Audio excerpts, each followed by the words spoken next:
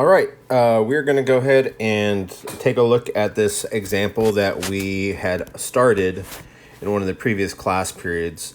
So just to recap, let's go ahead and take a look at this example. We've got a truss that's got 1, 2, 3, 4, 5 members, and we have a pin and a roller at these two joints.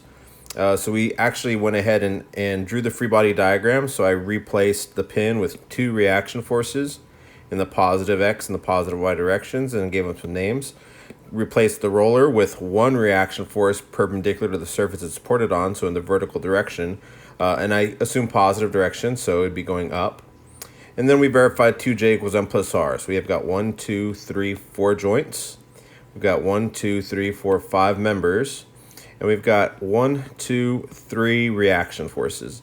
These loads here are applied forces. They're not reaction forces. So you only include the reaction forces for the supports. And so there are a total of 3 of them. And we found that 8 equals 8.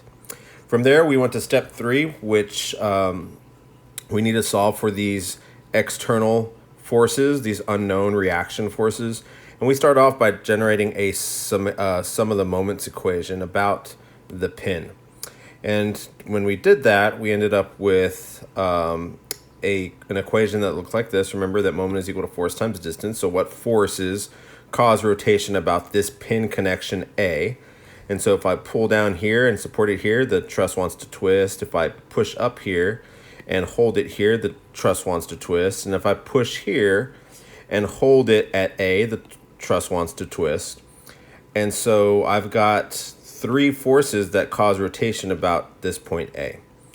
We figured out how far perpendicularly they were from that point of rotation and whether the rotation was clockwise or counterclockwise. So if you need to, go ahead and pause and review the notes to see where this equation came from. And once we've generated that equation, it's now an algebra problem where we solve for an unknown. So I was able to combine like terms and move them to the opposite side, divide by 32 feet, and end up with RDY 637.5.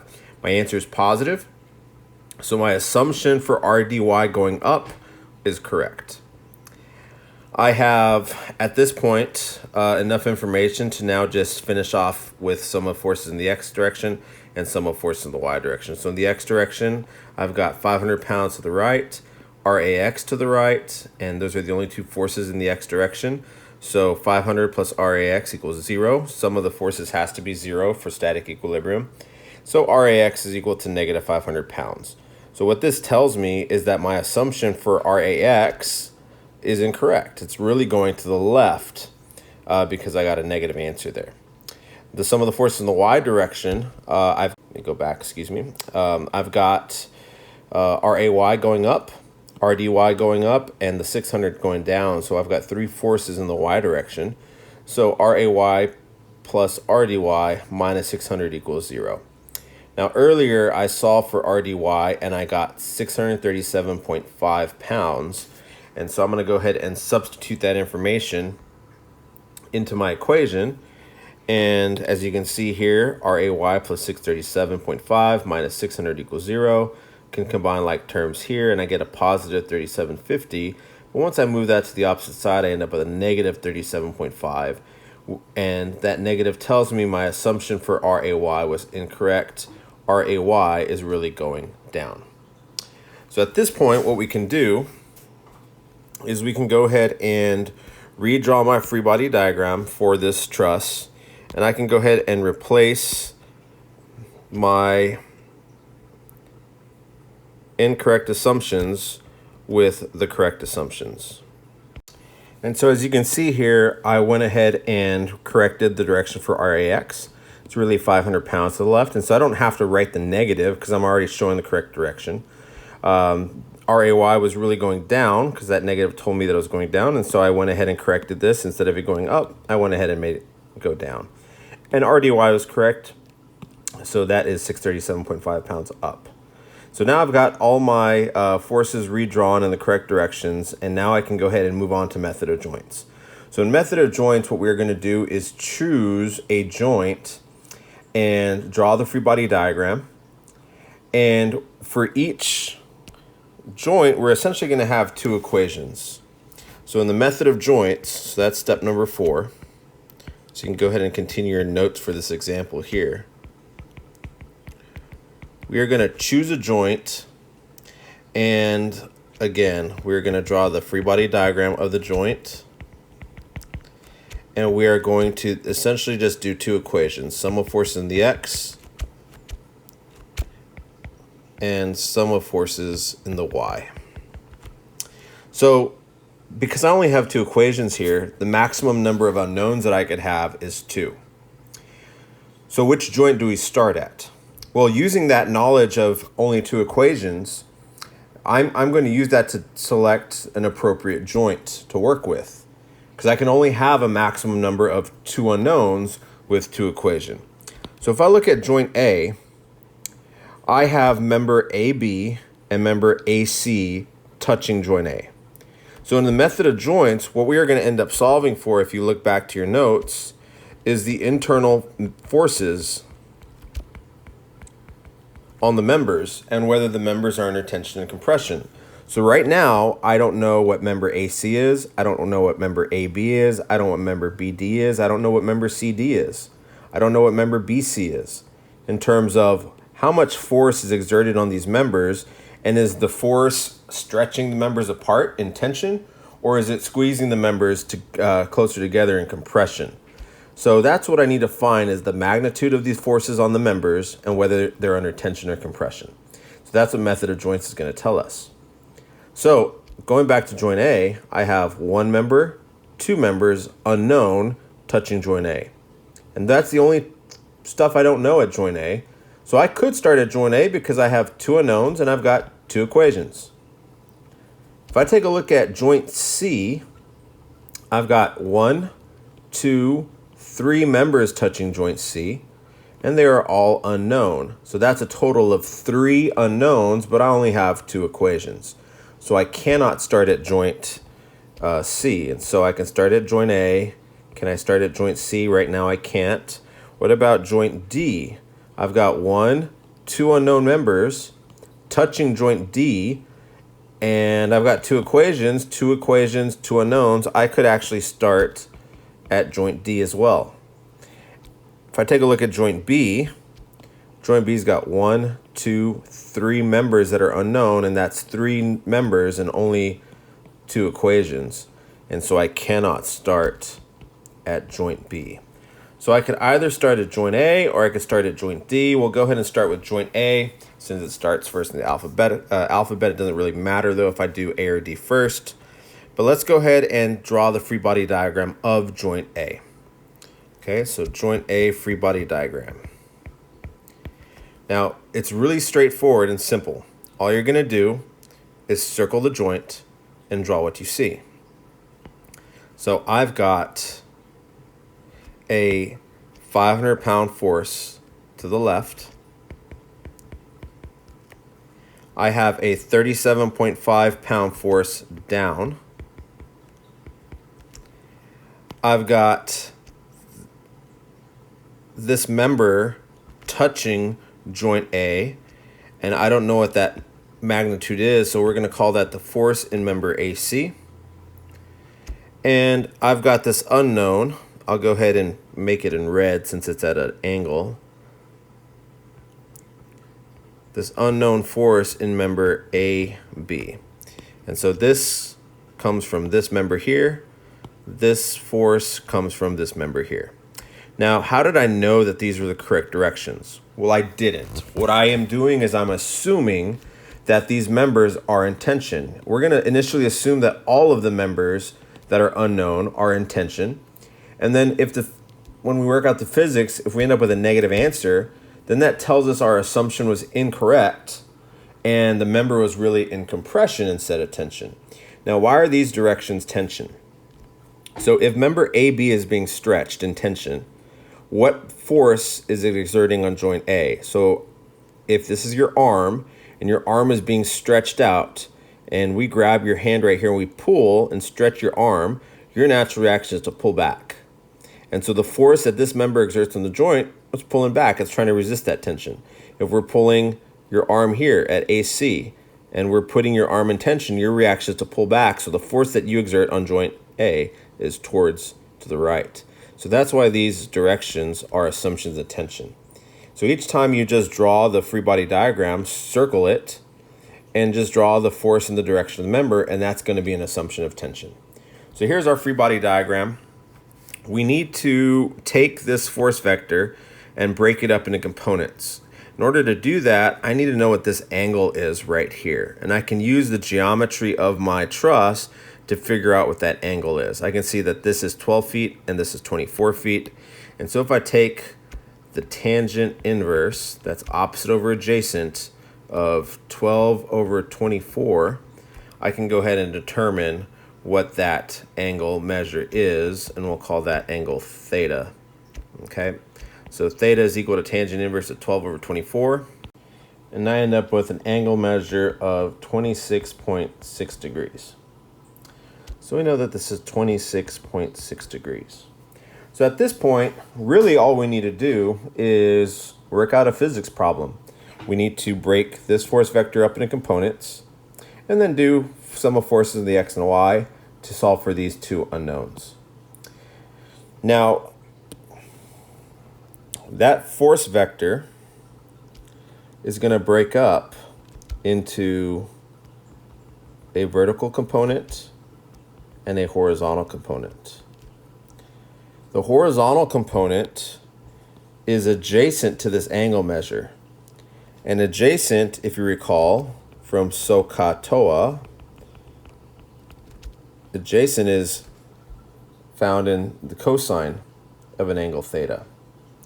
So I'm going to essentially just say that this is equal to the force in member AB times the cosine of 26.6 degrees, which means that my vertical component is the sine of that angle measure.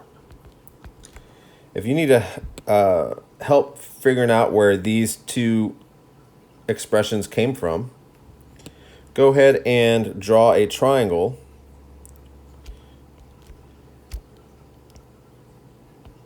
The hypotenuse is the force vector itself, FAB, and your x and y components are just the two legs of the triangle. There's your angle measure. So go ahead and write the sine of theta equation, go ahead and write the cosine of theta equation, and then isolate each of these unknown components, and you're going to end up with these two expressions. All right.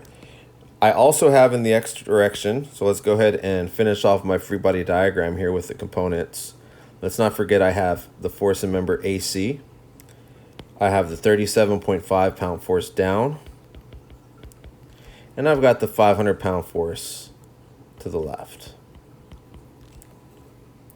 So now I've got everything in the x and y direction. I can go ahead and sum up my forces in the x direction, sum up my force in the y direction, and solve for my unknowns. Now in the x direction, I have two unknowns, the force in member AB and the force in member AC.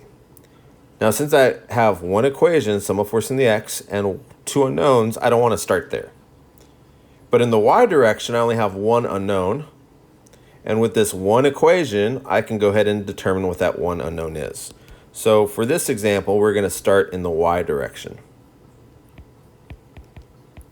By convention, anything going up is positive. And so I've got FAB, sine of 26.6 degrees going up, minus 37.5 pounds going down, and static equilibrium tells me that the sum of these forces should equal 0. So I can go ahead and isolate my unknown.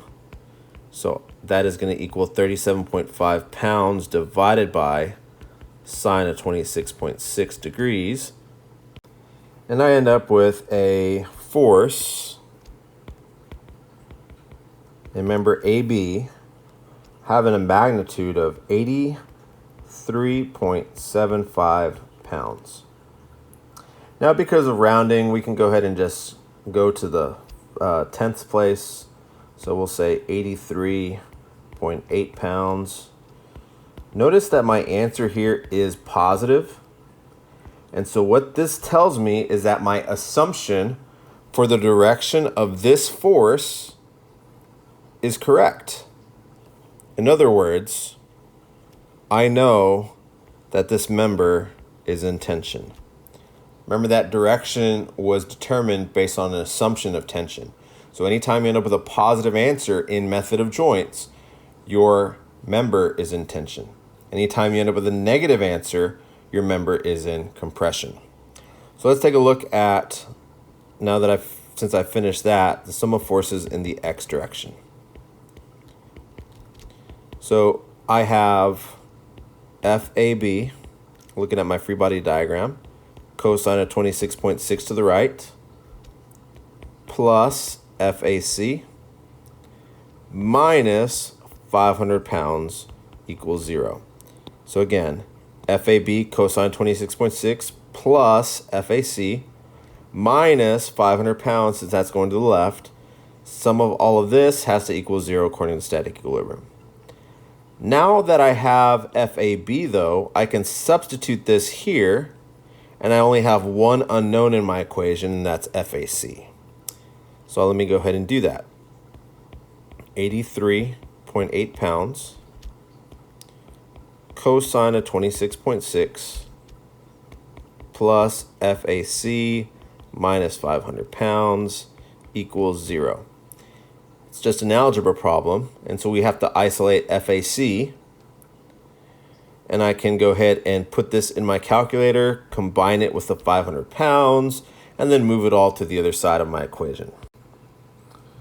So when I combine that, I end up with FAC minus 425.1 pounds equals 0. And once I move that to the opposite side of my equation, I have FAC is equal to 425.1 pounds. Again, my answer here is positive. So what that tells me is that my member is really in tension. All right, so this is what we know so far. Let's go back to our free body diagram. We know that the force in member AB is, we're going around the nearest whole number here, 84 pounds. And that is 84 pounds of tension.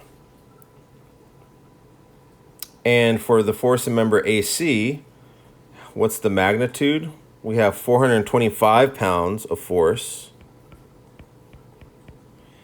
And that force exerted on member AC is a tensile force.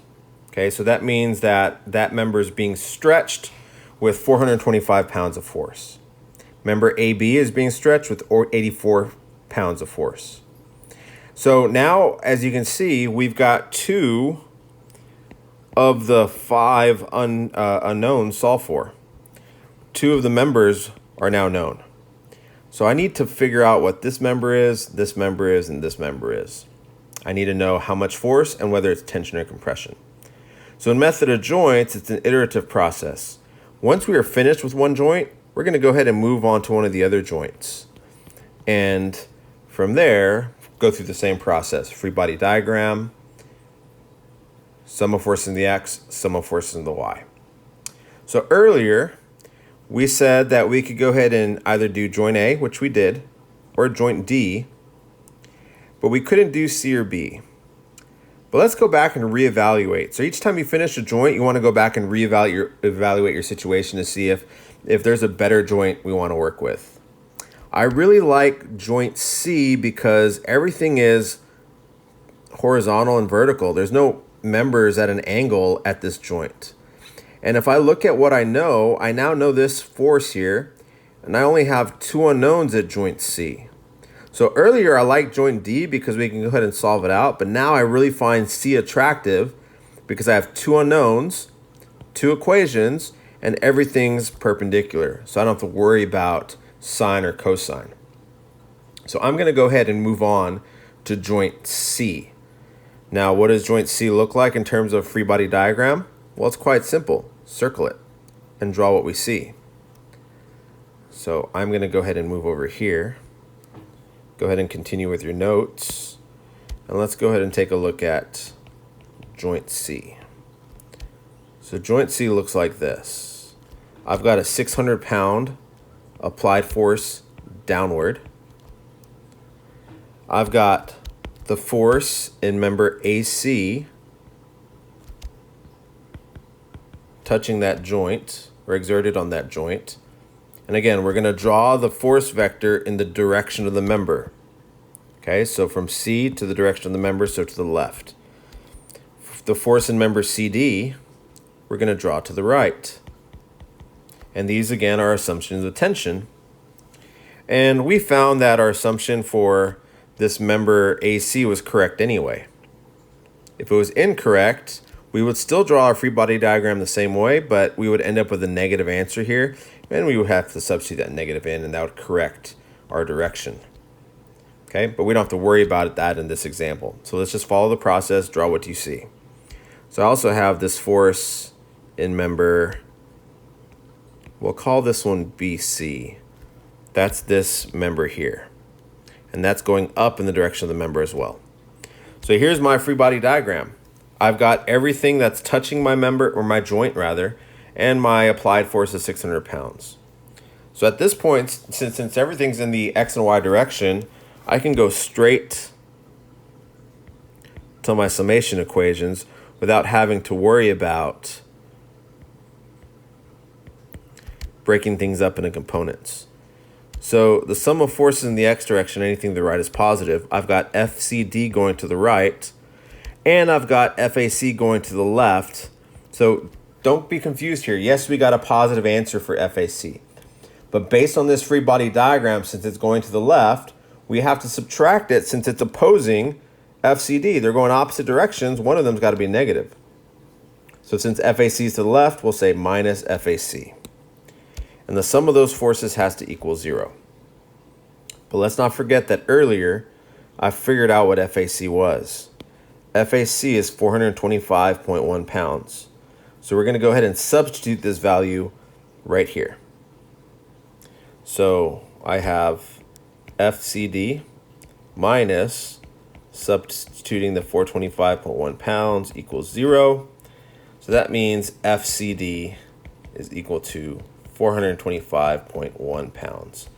My answer is positive, so that tells me that this member really is in fact in tension. Now we move on to my next equation, sum of forces in the Y direction. Anything up is positive. So looking at my free body diagram, I've got FBC going up minus the 600 pounds going down. The sum of forces has to equal 0 for static equilibrium. So this tells me that the force in member BC is equal to 600 pounds. And my answer is positive, so my assumption of tension was correct. So now let's go ahead and go back to our free body diagram that we started earlier, and let's put in some new information. I know that member CD is 425 pounds, we'll go ahead and round to the nearest whole number here, of tension, and that the member BC is 600 pounds of tension. And so we'll go ahead and put that here, 600 pounds, and we'll put a T in parentheses for tension. So taking a look at your free body diagram, I now know this member, I know this member, I know this member, and I know this member. So the only member missing is this one here. Because I've done both of my equations, sum of forces in the X, sum of forces in the Y, for joint C, I now go and select another joint to do a free body diagram of the joint and to solve out my equations. So I only have a couple joints left. I have joint D and I have joint B. I prefer to do joint D. We can do both of them, but for this truss, joint D is more attractive than joint B because joint B has got a lot more action going on. It's got these two members at an angle, and so I'd have to break these two up into components. I can do it, but joint D is a little bit simpler because I only have one at an angle that I have to break into components. So let's go ahead and do joint D next. So again, let's go ahead and circle it and let's draw what we see. So joint D looks like this.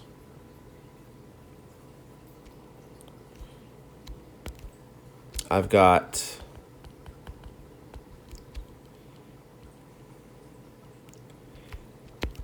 a reaction force of 637.5 pounds up. I've got the force in member CD to the left. That's this member here. And I've got this force in member BD up and to the left. That's this member here, up and to the left. And that's it. I've got 1, 2, 3 forces exerted on joint D. Now it's just a matter of taking this, breaking it up into components, and solving for my unknowns. I already know what FCD is. We solve for that. The only piece that I'm missing is this magnitude for FBD. And is it tension or is it compression? Once we finish this, we're going to complete this problem. We'll have everything in my truss. And so what you need to do for the assignment is break this up into components, write out the equations for X or Y because you only have one unknown. You only need one of the equations. You'll need to determine what this angle measure is here. So based on the lengths, you have 12 feet and 8 feet. And so you can do tangent inverse, opposite over adjacent, 12 over 8 to determine what that angle measure is here. And once you figure out what that angle measure is, you can go ahead and take this, break it up into components, and then do one of the equations, sum of force in the X, sum of force in the Y. Be sure to take a picture of this free body diagram along with the free body diagram that has this broken up into components. And then your sum of forces either in the X or Y direction with the solution for FBD. What is the magnitude for this force in member BD? And is it tension or compression? Okay. One other thing you may want to add to your submission is the completed truss. So the truss here with all of the forces drawn on it. So not only the reaction forces, but the member forces themselves with T's or C's in parentheses documenting tension or compression. Notice there's no positives or negatives here because, so if you end up with a negative answer for member BD, don't put the negative here because we're going to denote that with a C for compression.